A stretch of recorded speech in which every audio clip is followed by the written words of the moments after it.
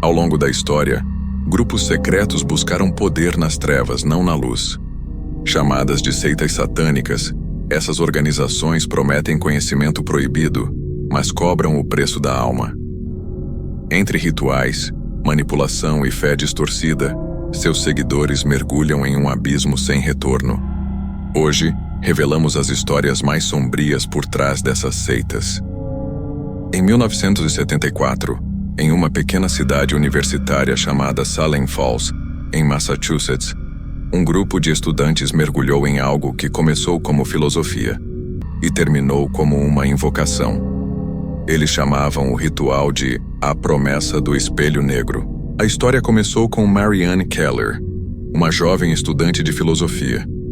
Curiosa, reservada, fascinada por tudo o que envolvia o desconhecido. Até conhecer Elias Crow, um professor carismático que dizia estudar os limites entre fé e escuridão. Elias falava sobre um artefato proibido, o espelho negro, um objeto antigo usado em rituais para ver a alma e confrontar o que vive do outro lado. Ele dizia que o espelho não mostrava o futuro, mostrava a verdade que ninguém quer ver. Marianne foi convidada para os encontros privados do professor. O local era um porão iluminado apenas por velas, e no centro, um espelho oval, de vidro escuro, sem reflexo. Elias os fazia olhar para ele, por horas, até ver em movimento. Marianne dizia que numa noite viu seu próprio reflexo sorrir, enquanto ela permanecia imóvel. Elias apenas respondeu: "O espelho aceitou você." Com o passar das semanas, o grupo passou a fazer oferendas, fios de cabelo, gotas de sangue, objetos pessoais. Elias dizia que o espelho alimentava-se disso, e em troca oferecia sabedoria. Mas um dos alunos, Richard, começou a ouvir vozes que vinham de dentro do vidro, chamando seu nome, sussurrando: "Olhe para mim." Richard desapareceu pouco tempo depois. Elias disse que ele não estava pronto para a verdade. Marianne começou a sonhar com um homem sem rosto, sussurrando palavras que ela não compreendia. Nos sonhos, ele sempre dizia: "Tudo o que você deseja já está do outro lado." O último ritual aconteceu numa madrugada de inverno. Elias anunciou que seria a revelação final. Cada membro deveria chamar o seu reflexo pelo nome. Quando chegou a vez de Marianne, o espelho moveu-se. Seu reflexo sorriu e estendeu a mão. Ela tocou o vidro e gritou. O espelho rachou. Quando as luzes voltaram, Elias tinha desaparecido, e o espelho estava coberto de sangue. Marianne foi encontrada vagando pelas ruas, repetindo as mesmas palavras. "Ele está do outro lado agora, e me observa quando durmo." Décadas depois, o espelho reapareceu num leilão particular em Boston. O comprador relatou que o reflexo não o acompanhava mais. Hoje, o artefato está guardado em um depósito lacrado, envolto em panos pretos e selado com cera vermelha. Ninguém ousa olhar para ele. Mas dizem que, se você ficar em silêncio diante de um espelho escuro e observar por tempo demais, ele também vai te observar de volta. O espelho negro foi apenas um dos muitos portais abertos pela curiosidade humana. Décadas depois, a milhares de quilômetros dali, em um canto isolado do Brasil, outro grupo buscaria contato com as mesmas forças, mas desta vez, não através de reflexos, e sim de sacrifício. O caso ficou conhecido como o Ritual da Serra Negra. No final da década de 1990, a pequena cidade de Santa Aurora, no interior de Minas Gerais, vivia em paz, até o surgimento de um grupo misterioso que começou a se reunir nas encostas da Serra Negra, uma cadeia de montanhas cercada por matas densas e neblina quase permanente. Tudo começou quando André, um jovem de 19 anos, começou a frequentar encontros de um homem conhecido apenas como Mestre Álvaro. Ele dizia ser um estudioso do ocultismo e pregava sobre libertar o homem das mentiras da fé tradicional. As reuniões aconteciam à noite, sempre em locais afastados.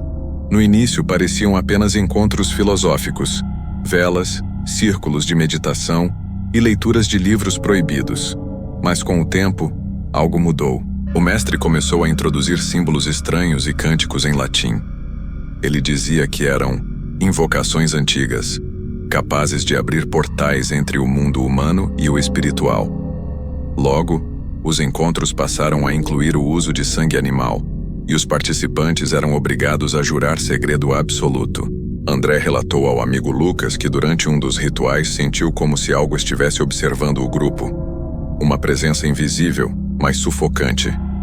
As velas tremularam sem vento, e uma sombra cruzou a clareira. Mestre Álvaro disse apenas: "Ele nos ouviu, e logo vai se mostrar." Certo dia, durante uma lua nova, o grupo subiu novamente a serra. Levavam velas pretas, uma faca de lâmina curva e uma cabra. Era o ritual de iniciação final. Na manhã seguinte, André não voltou. A polícia foi chamada, mas encontrou apenas o acampamento abandonado. E no centro, um círculo de pedras manchado de sangue, com símbolos desenhados no chão. Mestre Álvaro e os demais membros desapareceram. Nenhum deles foi visto novamente. Meses depois, um caçador local encontrou uma caverna escondida entre as pedras da serra. Dentro, havia livros de magia cerimonial, velas derretidas e desenhos de figuras demoníacas. Entre os papéis, um caderno com o nome André. Na última página, estava escrito em letras trêmulas: "Ele não quer libertar ninguém, ele quer corpos." Os moradores afirmam que até hoje, nas noites de lua nova, dá para ouvir vozes vindas da serra, como cânticos distantes ecoando entre as árvores. Ninguém sobe mais lá depois do anoitecer. Serra Negra pareciam ter se apagado, mas o mal nunca desaparece. Ele apenas muda de forma, de nome, de rosto. No coração do Pará, uma cidade marcada pelo medo se tornaria palco de crimes tão brutais que muitos acreditam ter origem em rituais de seitas satânicas. Essa é a história sombria de Altamira. Altamira, uma cidade isolada no coração do Pará, foi tomada pelo medo durante os anos 90. O que começou como uma sequência de desaparecimentos misteriosos de crianças, logo se transformou em um dos casos mais obscuros e controversos da história criminal brasileira.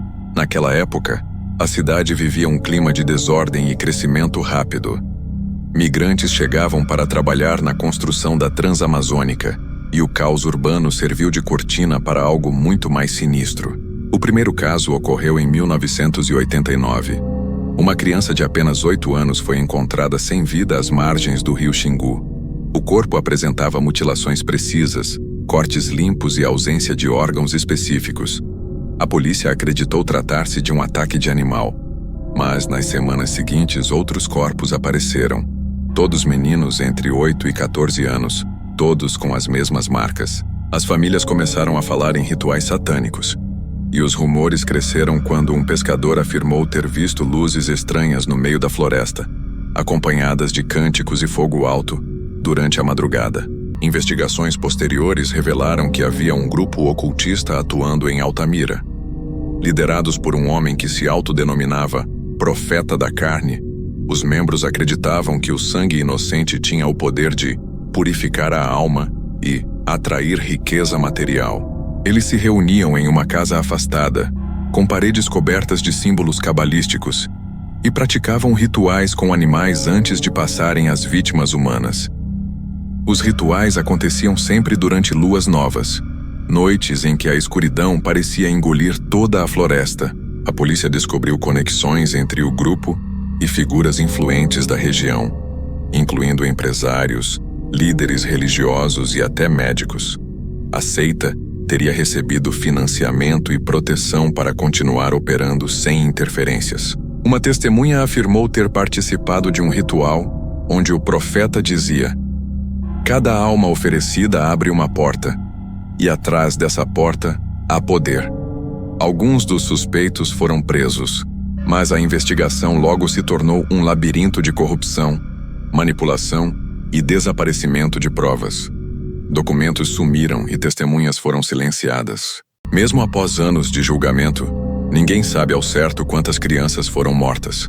Alguns estimam mais de 20. Outros dizem que o número real é muito maior. Os moradores afirmam que até hoje há áreas da mata onde ninguém entra. Dizem que à noite se ouvem gritos distantes e risadas abafadas, que o ar fica mais frio, mesmo sob o calor do Pará. Uma antiga moradora resumiu assim: o diabo passou por aqui e deixou algo dele. O caso foi encerrado oficialmente nos anos 2000, mas os rumores nunca morreram. Existem arquivos desaparecidos, laudos rasurados e depoimentos contraditórios.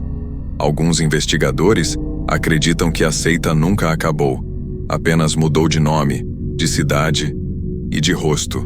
Hoje Altamira carrega um silêncio estranho à noite, e quem mora por lá jura que em certas madrugadas ainda dá para ver fogueiras acesas no meio da mata, queimando sozinhas, sem ninguém por perto.